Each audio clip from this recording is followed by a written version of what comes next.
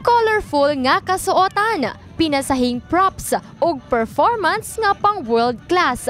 Kini ang nasaksihan sa mga bisita nga miduyog sa parada sa pag-abli sa National Festival of Talents 2016 nga programa sa Department of Education. Gikan sa 17 ka mga rehiyon ug lugar sa tibuok Pilipinas ang nagperform gikan sa nagkadayang tulungan ang miduyog sa selebrasyon.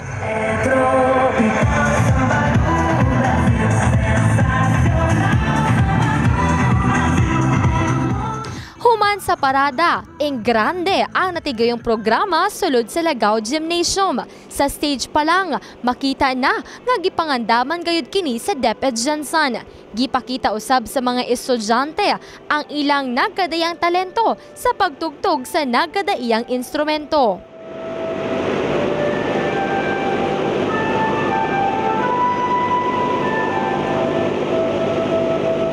Adunay nagbale ug syempre bida usab ang mga tuna. Misaya usab og folk dance, hip-hop ug uban pa. Full force usab ang mga estudyante nga misuporta sa ilang mga pambatong grupo. Sa natigayong baile competition, fantasy ang tema sa Region 10. Naghulagway kuno kini sa Cathedral Falls nga makita sa Region 10, partikular na sa Lanao. Or once you see the Diwata, parang may magical effects daw ang mangyayari. At night, Cathedral Falls po is one of the tourist spot in Kapatagan. Because of the luminous effect, that's why our costumes are very light, more on lights. Samtang ang pambato sa Jansan gikan sa Tupi National High School, gihulagway sa ilang performance ang abunda sa natural nga yaman sa Rehiyon 12.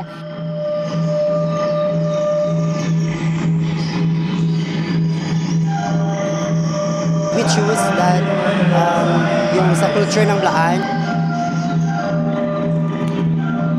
Tanang rehiyon nga misalmot sa kompetisyon, confident gayod nga makuha ang kampyonato. Nasayran nga unang adlaw pa lamang kini sa ilang aktibidad ug bulungtad pa kini hangtod sa adlaw Huwebes.